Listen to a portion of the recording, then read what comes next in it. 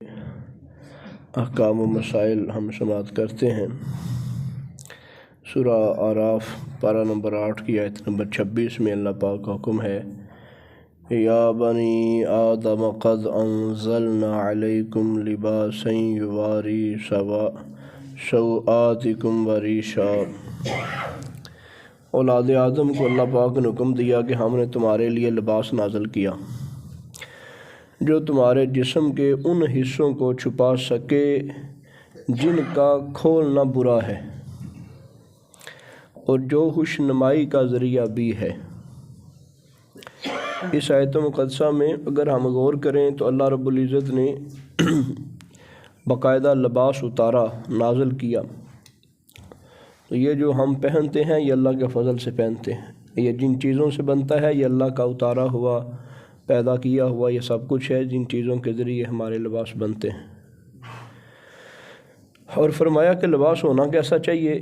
جو تمہارے جسم کے ان حصوں کو چھپا سکے، یعنی یہ صلاحیت اس لباس کے اندر ہونی چاہیے کہ اس چھپا سکنے کی اس کے اندر صلاحیت موجود ہو۔ جو تمہارے جسم کے ان حصوں کو چھپا سکے جن کا کھولنا برا ہے، اور جو خوشنمائی کا ذریعہ بھی ہے۔ یہ جو لباس ہے یہ خوشنمائی ہے۔ اب ننگا بندہ دیکھیں عجیب سا لگتا ہے، تو اس سے ایک عزت ہے، ایک خوبصورتی ہے، ایک حسن ہے۔ اور فرمایا کہ وہ جو لباس ہے وہ اس قابل ضرور ہونا چاہیے کہ جو جسم کو چھپا بھی سکتا ہو۔ آج کل بڑے لباس ایسے ہیں کہ لباس تو ہیں لیکن چھپا نہیں سکتے، تو اس لیے پھر ہم ان کو لباس نہیں کہیں گے۔ جو اللہ نے حکم دیا نا جی ایسا لباس ہونا چاہیے، تو پھر ہم اس کو وہ لباس نہیں بولیں گے جس کا اللہ نے حکم دیا ہے۔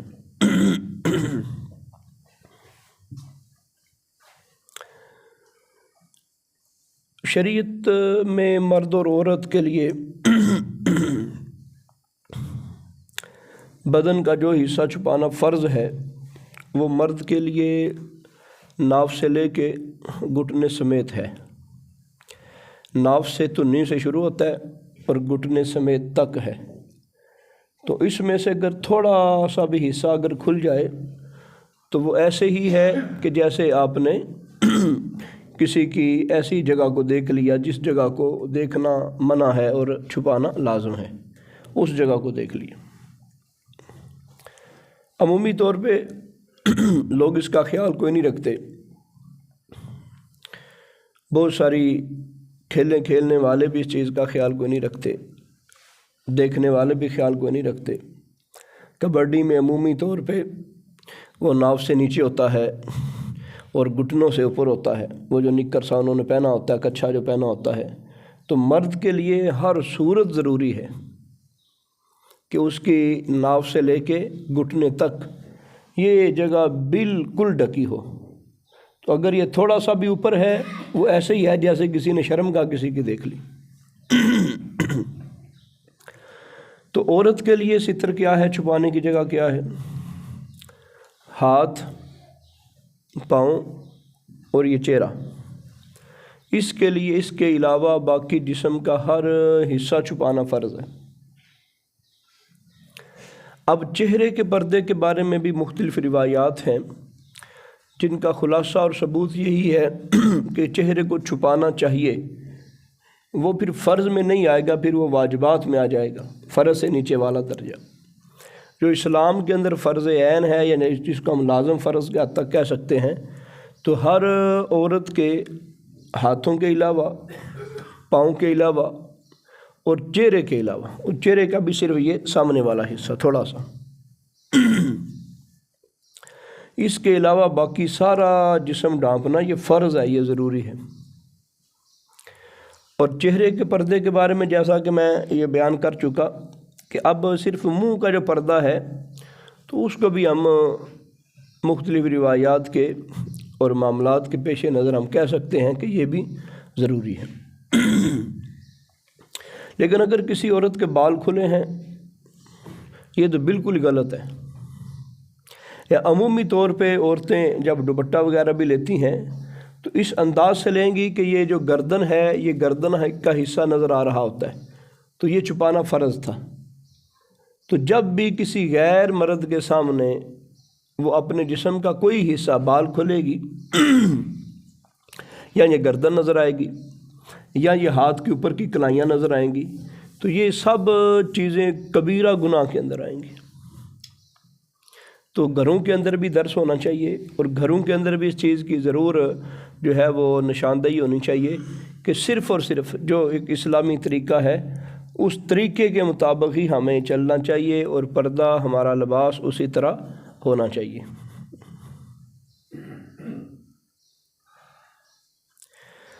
تین شرطیں بیان کی جاتی ہیں لباس میں۔ پہلی شرط ہے کہ محیط ہو۔ محیط کا معنی ہوتا ہے احاطہ کرنا، گھیر لینا۔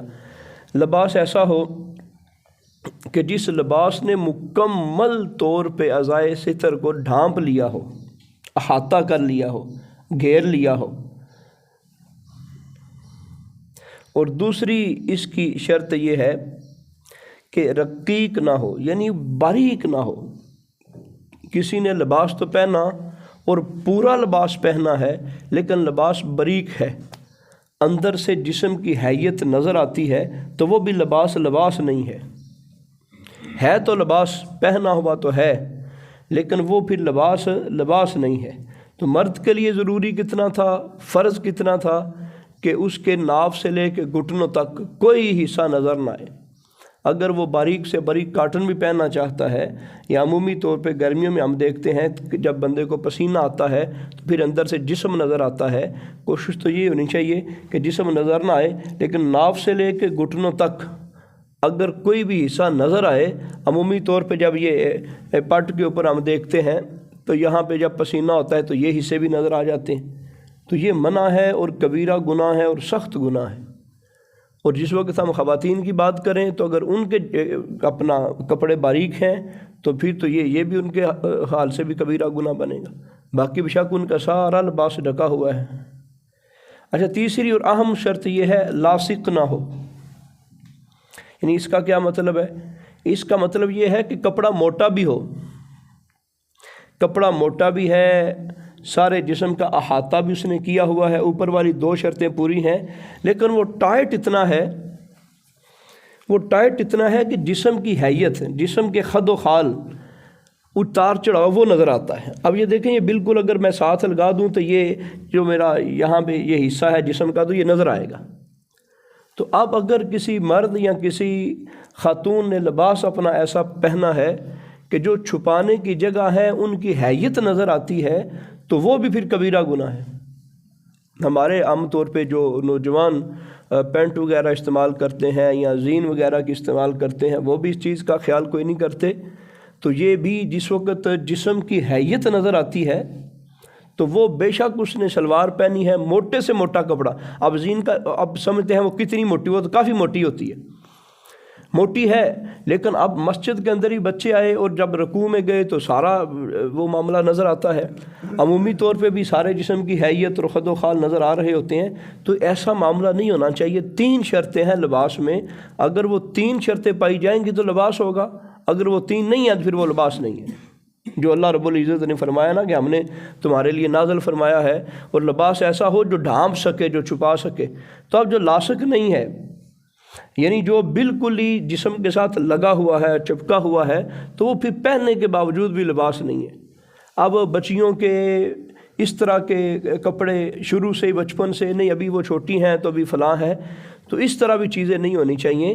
کپڑا ذرا کھلا ڈلا ہونا چاہیے کہ جس سے جسم کی حیت نظر نہ آئے، لیکن اگر وہ جسم کے ساتھ لگا ہوا ہے، وہ جتنا بھی موٹا ہو تو وہ پھر لباس نہیں ہے۔ تو یہ 3 چیزیں پھر میں عرض کر دیتا ہوں کہ پورے جسم کا احاطہ، جتنا حصہ چھپانا ہے اس نے وہ سارا حصہ گھیرا ہوا ہو، اور پھر وہ باریک نہ ہو، اور اگر اس نے سارا احاطہ بھی کیا ہوا ہے، گھیرا ہوا بھی ہے، باریک بھی نہیں ہے، اور پھر تیسری شرط یہ ہونی چاہیے کہ وہ جسم کے ساتھ چپکا ہوا نہ ہو، وہ کھلا ڈلا ہو۔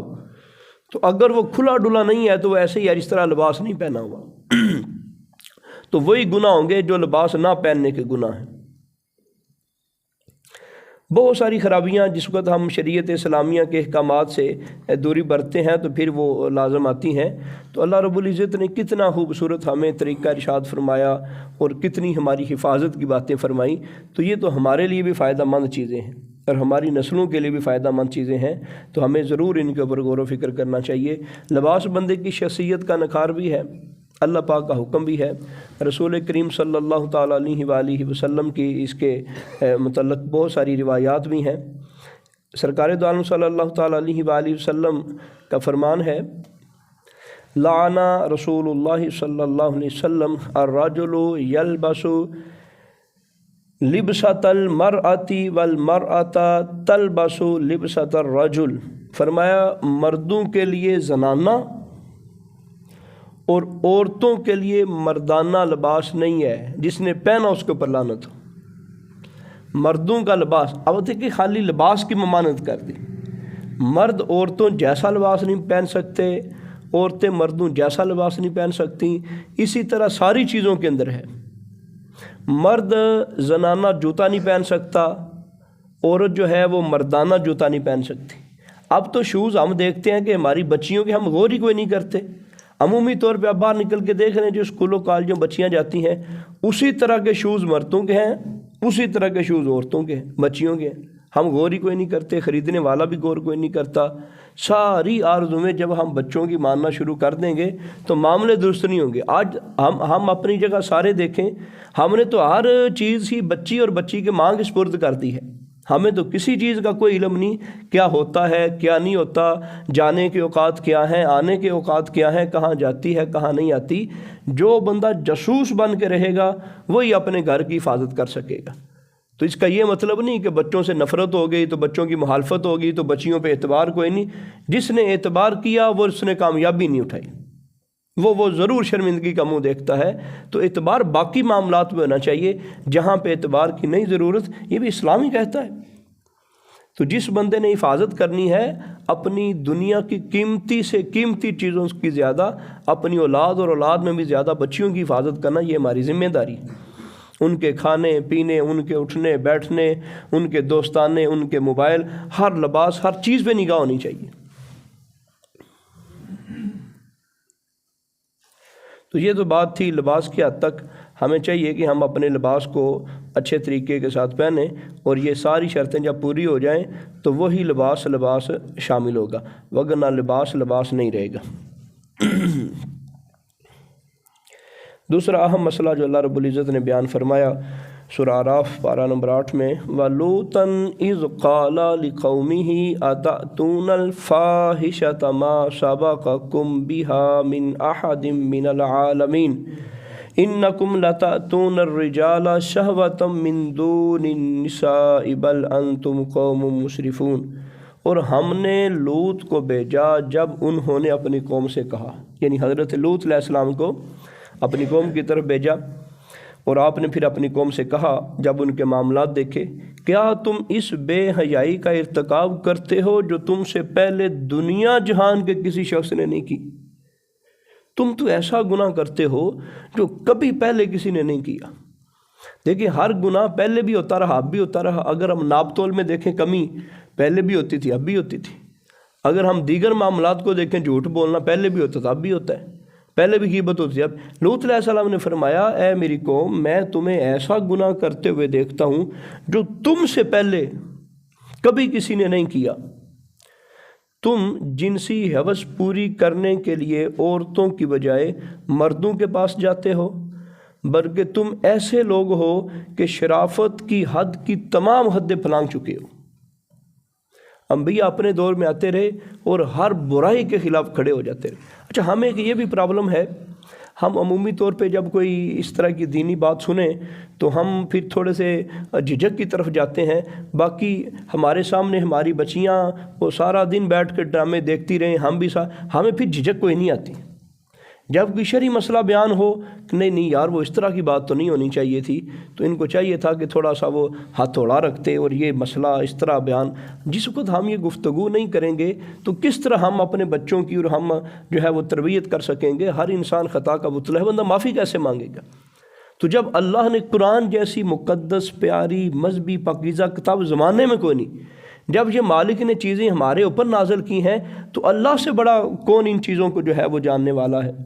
تو جب اللہ نے واضح فرمایا کہ ہمارے نبی لوط علیہ السلام نے اپنی قوم کو کہا کہ یہ جو تم گناہ کرتے ہو اس زمانے میں کوئی ایسا بندہ نہیں ہے۔ اب حال دیکھیں ہمارا، ہم جن مغرب زدہ لوگوں سے بڑے خوش ہیں، یار ادھر یورپ میں ایسے ہو گیا تو امریکہ میں ایسے ہو گیا تو فلاں جگہ پہ ایسے ہو گیا، انہوں نے تو قانونی آزادی دے دی۔ ہمارے قرآن کے خلاف انہوں نے باقاعدہ کہنے کہ حکومتی سطح پہ جنگ شروع کر دی۔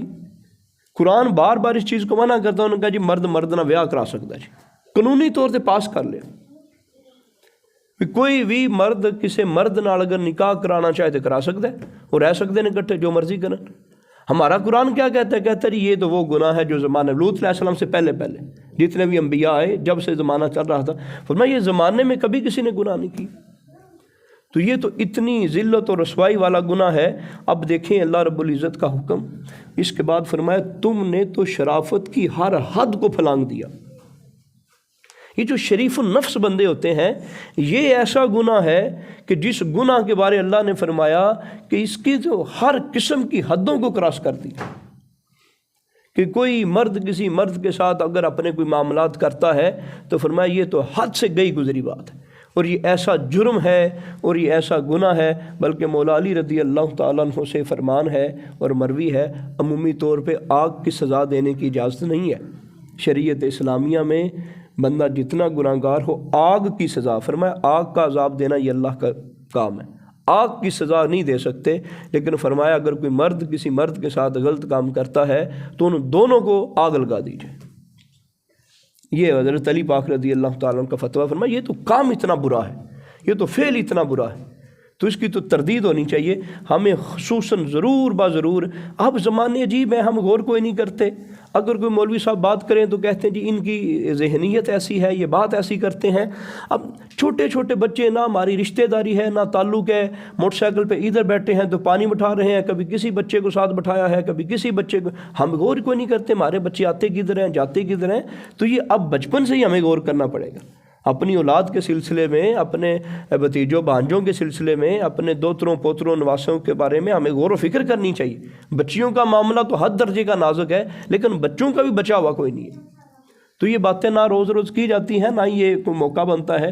والدین کو ضرور جتنی ہم غور و فکر اپنی فصل پہ کرتے ہیں، اپنے پیسے پہ کرتے ہیں، اپنے معاملہ، ہماری یقین کریں اتنی غور اپنی اولاد کے اوپر نہیں ہے، اپنی اولاد کی تربیت کے اوپر نہیں ہے۔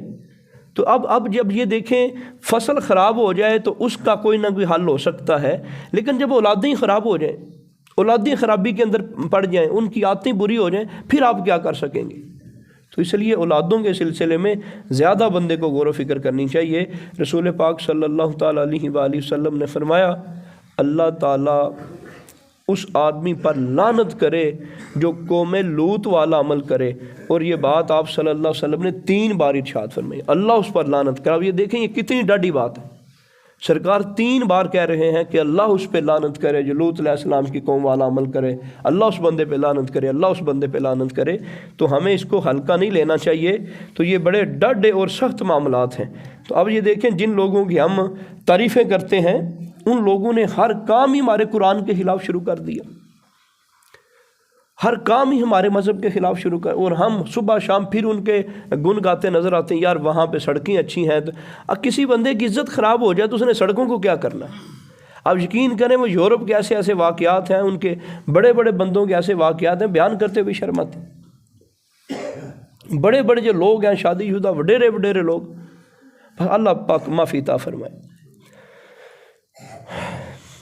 8ویں پارے میں ایک اور مسئلہ بیان ہوا ہے، اس کو ہم آخری مسئلہ بیان کر کے پھر ختم کرتے ہیں۔